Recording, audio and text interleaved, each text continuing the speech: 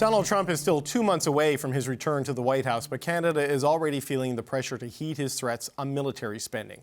The CBC's Briar Stewart spoke to both the new head of Nato and the president of Latvia earlier today, and they say allies like Canada don't just need to meet the 2% defense spending target, but surpass it. Overall, it has to be considerably more than 2%. I'm not going to now mention a number. But clearly, over the coming weeks and months, we really have to take that debate forward. The minimum at this point would be 2.5. That's the minimum. If we want American engagement in the alliance, if we want to have strong alliance, then we must come back to spending levels that we used to have during the Cold War. Donald Trump was the president who really started anew after it was initiated in 2014. When he became president in 2017, he really invigorated the whole debate about defense spending. And the fact that so many of us now are at 2% or above is really something which I think he, to a large part, has achieved. And no doubt he will push us again to do more, to take a bigger share of the burden, which is only fair. Okay, just one of many ways the Trump presidency looms large over this country. We're going to talk about that with the Power Panel. Emily Nicola is a columnist for Le Devoir. Cameron Ahmad is a former head of communications for Prime Minister Justin Trudeau. And here with me in the studio, Gary Keller is a former chief of staff to Conservative ministers, and Jordan Leiknitz is a former NDP strategist. Good to see you all. Gary, let's start with you. We're not even at 2%. There's no plan for 2% from any of the parties running to in the next election. And we've got Mark Rutte and others saying, it's got to be more, maybe 2.5, maybe 3. Who knows? Poland's at 4. Canada's not going to be able to do that. How do they respond to it? And what did Kelly Craft, the former Trump ambassador to Canada, say? Buckle up. Yeah, well, right. Yes, exactly. Yeah, look, this is going to dominate conversation in Canada, and it should for the next little while, and probably throughout the next 4 years. I mean, I think NATO Secretary General Rutte is correct. I think Donald Trump has changed the discussion around this point, and Canada has been lagging, and you can blame both conservative and liberal governments over the past 15 years, and a variety of reasons for that. But the reality is that Canada is going to have to face up to this. I think Lieutenant General Andrew Leslie was before a parliamentary committee the other day, and he also said that, that we're essentially sleepwalking towards this target. There is no plan from the Liberal government. He's a former Liberal parliamentary secretary, not a cabinet minister. And we have to get serious about this. So this is coming down the track, hurtling at this very quickly. We need to have a plan to at least have this conversation with the Americans. I was in Washington not that long ago, and both Democrats and Republicans were telling me, just make the commitment and figure it out later at this point. Right, but making the commitment's one thing, Jordan. Actually doing it, I mean, we're talking tens of billions of dollars a year diverted away from other things. I mean, the Liberals have committed to these big social programs. The NDP is promising similar options. The Conservatives want to balance the budget and cut taxes. Nobody is saying they're going to do this, and suddenly Europe and America are going to be leaning on Canada to get serious here. That's exactly right. And I think this is going to be a massive headache for any incoming government. There's really no strong groundswell of support among the public in Canada for dramatically increasing defense spending, which makes it right out of the bat such a difficult trade-off for any government. Because, for example, if you're an incoming government and you're an incoming Conservative government that has promised to fix the budget, if you are to take this target seriously and to do it sooner than 2032, it's going to mean cutting elsewhere. And that's a trade-off that's going to be very unpopular with people here at home. Yeah, and Cameron, as I understand it at this point in time, and if you're watching OLO, please correct me, the Conservative leader has only said we'll work towards meeting the NATO target. They've never firmly committed to it. Well, now that 2% that Canada hasn't met could go higher. That's going to be the request from a lot of people in the alliance. I mean, how do you even begin to deal with this if you're a sitting government or running for seeking re-election? Well, I mean, as has been noted, the government has made the commitment, but it's a long time away. And there's an enormous amount of work to do to actually make it real. And I think, nothing can be taken for granted anymore. Not even the way Trump behaved in the first term can be presumed to be the reality for his second term. And just the appointments he's been announcing are an early promise of that. So I think there is no better time right now for the government to double down on this commitment. It will involve some tough decisions, but I think this is a long-term priority for the country, for all of our allies. You're already seeing that very clearly recognized by the NATO SecGen and by other countries. There are a few things the government has done already that I think put it on the right track, strengthening alliances with some of our key allies like Germany and South Korea and Japan, Eastern European countries. But there's so much more work that has to be done. And grappling with these tough questions is something that they need to do right now. There's really no better time than an incoming Trump 2.0 to do that. Emily, the amount, I'm flashing back to 2016, 2017, 2018, where every day there's a new development from the Trump administration that is of massive disruptive capacity for Canada and the European allies. This latest, what are your thoughts on the ripple effect we've seen before he even officially gets into the White House again? One of the reasons why it's such a strong demand from the get-go is there is this idea of, America first, and very much we're tired to foot the bill for everybody else's issue. We're just going to be thinking of ourselves first. So that's basically the discourse ideologically where it's coming from. The irony is that the Americans are not the only one in this mood. And so because the Americans are like, we're tired to pay for everybody else, we need to focus on our own issues. The thing is, there's a similar sentiment in the Canadian public too. And so Donald Trump is trying to say, we're going to be America first, you guys figure it out. But nobody wants to figure it out because the rest of the populations of basically the NATO countries are also in that same feeling. And so it feels to me like the zeitgeist is very much moving towards everybody for themselves. We've seen a lot of cracks already of that during the pandemic, where you had this run for vaccines, which was very much not about sharing, but very much about my country first and my country only.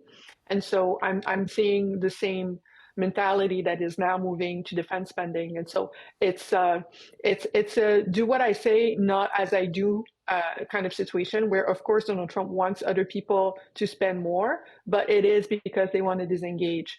And I think a lot of Canadians also would like to disengage and focus on themselves and have the budget of Canada be about themselves. And so that's the situation that we're in, is everybody's just basically talking about thinking in survival mode is the mood that we're seeing to be in, especially at the end of 2024. Gary, Canada has never really shown a tremendous capacity to move with great alacrity and urgency on defense spending and procurement. The European Union kind of isn't really structured to deal with it. Germany is now going through massive political turmoil with the Schultz government may very well falling apart. If Trump starts drawing down U.S. presence in Europe and sticking with his earlier threats on NATO, I mean, what does this do to sort of that transatlantic alliance? What does this do to the whole idea of NATO coming to the collective aid of Ukraine, for example? Yeah, it's a great question, and I think that debate is going to be a large one in the coming days, coming months. And I think that people like the NATO Secretary General are trying to preempt that discussion by saying, like, we all have to do more. He's right to say what he's doing. Problem is in Canada, when we look at rebuilding the military, as you point out, military procurement is slow. It's based on regional benefits and jobs rather than getting things done quickly. And it's going to take a transformational leader to come in and say, I'm not doing that anymore. I'm going to reform it, and these are the three things that we're going to focus on. Now, that has potential political backlash, of course, when you scrap regional benefits. And I'm not saying they're necessarily going to do it, but I think it requires someone to be that transactional to go in and say, we need to be tough on this, because it's not just Republicans, but Democrats have been saying. As Cameron said, now is the time we should be focused. We're way too late. We should have been doing this years ago, even in the Harper era. It was a tough time. We were trying to balance the budget back then. But at the same time, there is frustration, not just in the United States, but amongst European allies, amongst G20 allies, with Canada, and the feeling that not just Canada can't, but Canada won't, is very pervasive amongst our friends and allies, and that's a huge problem. Yeah, and look, and you made the point, there was a point, I think, in the Harper era that defense spending was right around 1% of GDP or slightly below, right? So, Jordan, it just shows this is a feature, not a bug, of Canadian defense spending.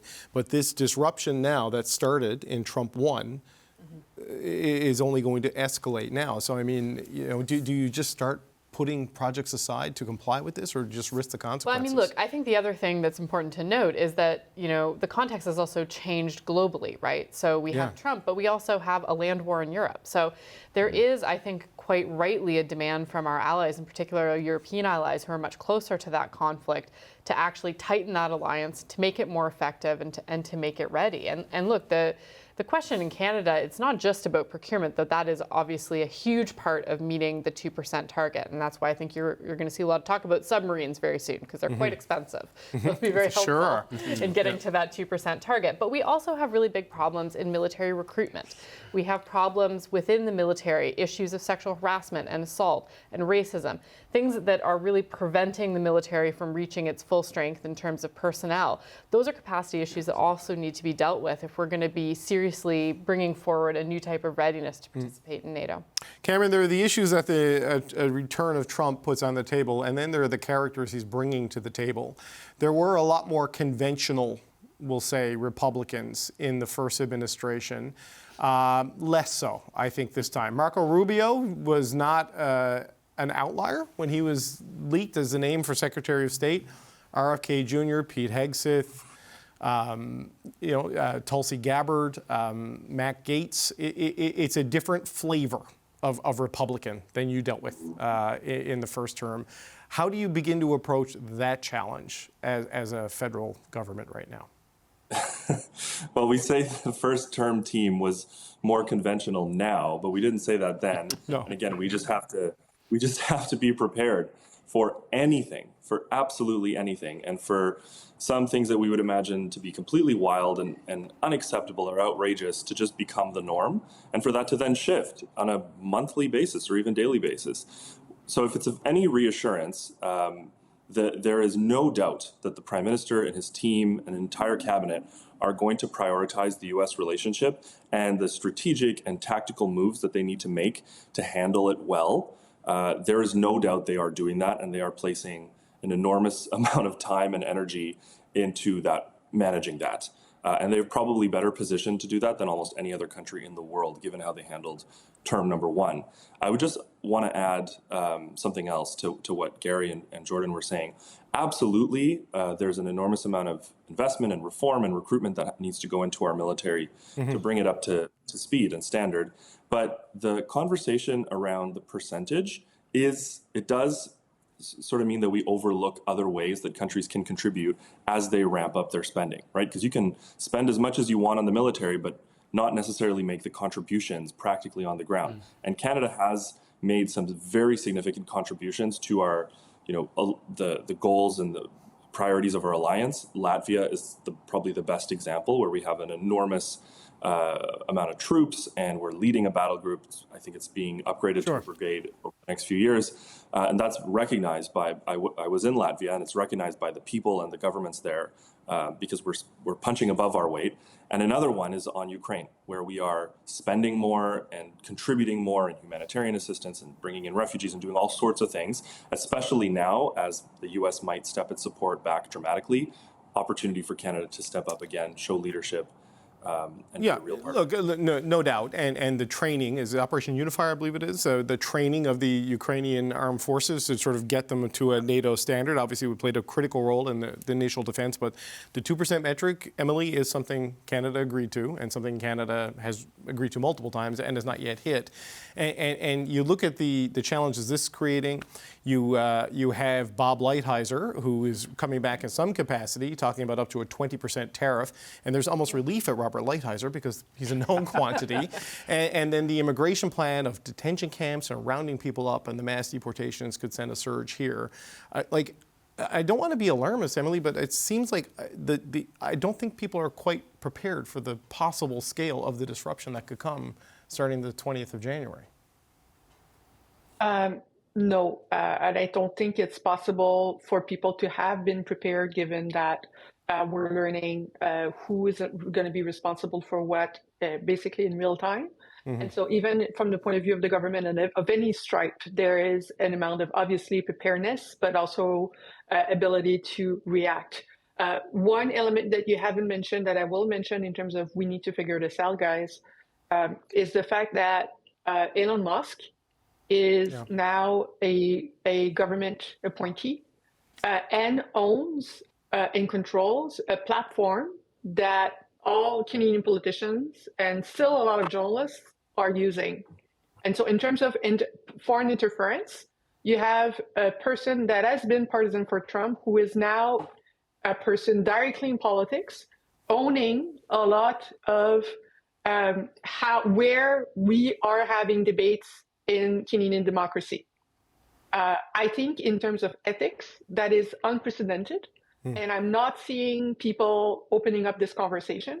And I think it's really, really urgent that we understand what it means for MPs, political candidates, to be running a campaign on a platform run by Elon Musk now that Elon Musk has the role that he has. There's been a movement to exit that platform. A lot of people are now signing on Blue Sky.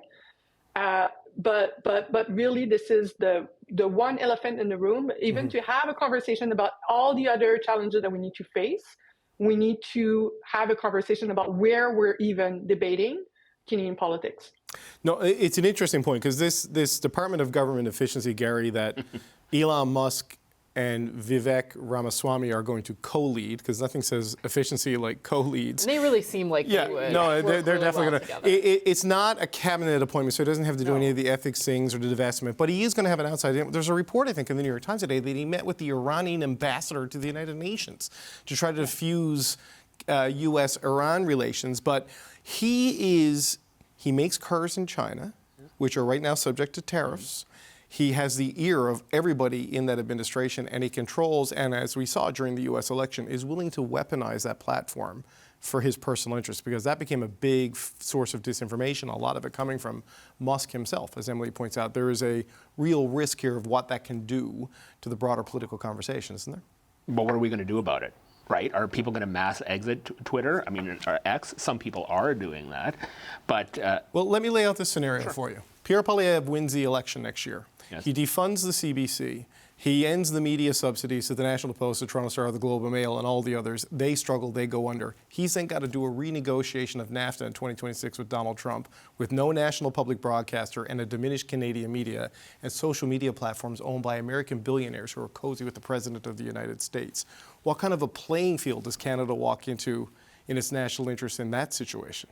well, look, It's a challenge. That's a huge hypothetical there. That's all promise in the platform, right? Okay, but we also know in Trump world, something that happens promised to happen doesn't necessarily happen that way either. Like that's a pretty big hypothetical question in my view. Is it though? A review of in 2026 is on the calendar. The defunding and the pull of the media subsidies is in the plan. Absolutely. So that's where you end up, isn't it? You have a diminished information economy on this side of the border. I just don't think that the whole debate is going to take place on X or Twitter. I mean, you're seeing people using other social media platforms. I think we have to deal with the here and now and the reality. I think actually, to your point about the two of them, I think that probably ends up in a big failure because they'll probably not agree on everything. They'll fight with one another. That's the most likely outcome. I don't disagree. We're trying to hypothesize about what we have to deal with the here and now with the realities like the 2% issue and other questions. You talk about border security. People are not going to wait around in the United States who are threat of being deported for January 20th saying, well, I guess we'll wait for the ICE people to show up. No, they're going to start marching with their feet way before that. And where is the plan? Where is Canada's plan on that? They say there's a plan. They say public safety is working on it and RCMP are working on it. And I can understand some ways you don't want to explain a lot of that. But where's the plan? Canadians are going to be demanding answers, especially if people are showing up at the border. Well, Jordan, the government finds itself in this difficult situation of showing an urgency to respond to Trump, but without creating a panic. You know what I mean? Like trying to have everyone keep calm, but also show that they're dealing with it. But I don't think they fully. I know they've done a lot of planning on stuff going back months, but still, it's Trump. You don't know what's coming. Yeah, and I think that the watchword is just chaos. Like he is a force of unpredictability, and while we can preview some of the policies. For example, mass deportations, I think, are very likely to happen. That's an issue very close to his heart. He's very motivated to fulfill that commitment. And I think the challenge for the government is really a communications one, because right now you have Canadians concerned in a broad sense about what the impacts of some of these policies are going to be on us here at home, and the government has reconvened a committee. And that is not necessarily a response, I think, that matches the type of concern that you're seeing from Canadians. And Deputy Prime Minister Freeland, while she is very reassuring, she's not necessarily responding to the worries that you're hearing coming from people. So I think the government has some work to do in terms of matching their pitch a little bit more to what Canadians are feeling on the subject. Well, Cameron, it's interesting on that point when Chrystia Freeland talked about the reconstitution of the Canada-U.S. Committee. She said it's going to operate like the COVID committee did. I'm like, that's not very reassuring, Minister. Like, I know, not saying they did a bad job with it, but the comparison to COVID, I think, was a bit jarring. But who is the person in Trump land that they can reach out to? Like the people that they knew last time are not there. I wonder who is the person that Canada can reach out to, or people in the Trump 2.0 universe, in the MAGA world, that wants to hear from Justin Trudeau when some of the cabinet appointees have been kind of insulting him in their social media posts in the past. Yeah, and they will continue to. And again, it's going to be worse, more chaotic, more difficult to manage than the first term, and that was the most difficult U.S. relationship to manage in an extremely long time. Yeah, since like 1812. There are some people there are people who are in the orbit, and there are existing relationships. You mentioned Robert Lighthizer. There are also relationships at the sub-national level, or people in the business world, or people who are friendly with the people in the administration. And again, this government probably is the best positioned of any government in the world to reignite some of those relationships. They've already been doing it. I agree, it's a real communications challenge for them to balance reassurance to the public and also match the angst that people feel and reflect the true nature of what this Trump administration could bring for the country. But I feel pretty confident that they're going to figure that out, again, because they did a really good job of it in the first term. They're not going to manage to solve every problem. There will be impacts on our border security, on our economy, on our trading relationship, on our businesses, on our border communities. The list goes on. So it's impossible to predict exactly what strategy to take, which individual. I mean, they're literally just appointing cabinet officials now as we speak, and we're still figuring out what the ecosystem of staff and advisors is going to look like. But I watched an interview with Ambassador Hillman. I think it was the night of the election, right before we were on. And she was talking about all the networks that she was deploying. She's an extremely well-positioned person to do that. And I think they're going to do absolutely everything they can. It's going to be the number one priority for the government. It's going to be a bumpy ride, but they're going to try and balance both the reassurance and the responding in real time that's going to be needed. You know, Emily, I can appreciate the pointing to the handling of it in the first term as a reassuring signal from the government, but they were in a majority situation very early in their life cycle and with massive reserves of political capital in the bank. And it's a very different situation now with a different runway and a different mood, right? So you can't really dust off the old playbook when the rules have completely changed in some ways. Absolutely. And it's a different government on the Canadian side, but it's also a different government on the US side. And we're just, once again, hour by hour, just understanding how there is basically, it seems to be boundless in terms of their own understanding of their power, given the control they have of the Senate and the Supreme Court.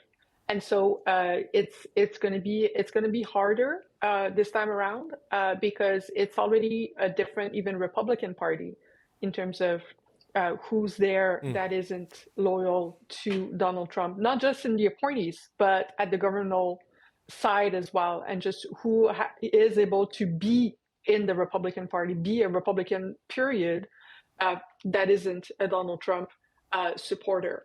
And so, yes, the government is in a different position than it was in 2015, but we're also not talking to the same American reality either. And there are pockets of threats to other liberal democracies as well, not just Canada and the US, that have been increasing. And so it's not just us or them, it's basically liberal democracies. And I think we need to have the conversation at that level to understand what we're going through. I know that what I'm saying is not reassuring, But I do believe myself that the only thing that can be reassuring is understanding the scope of a problem so that we can actually solve it. So this is why I was saying, if we're going to be we've spent the last year and a half having conversation about foreign interference, and it's just laughed off that we are now heading into a political campaign where Elon Musk has the power to decide which candidate has Earth space or not. I think we haven't been talking seriously about foreign interference. We've been talking about China, but we haven't been talking about foreign interference in general. This is a very big risk. No, I think you make a very good point, because he used that platform to great effect in the U.S. election, and curious to see, where it goes from there. Look, on a bright side, if Robert Lighthizer gets all of his tariffs, we'll have such a recession, we'll hit the 2% of GDP, because the economy is absolutely going to tank. The risks are enormous. Emily Nicola, Cameron Ahmad, Gary Keller, Jordan Likens, thanks so much for being here today.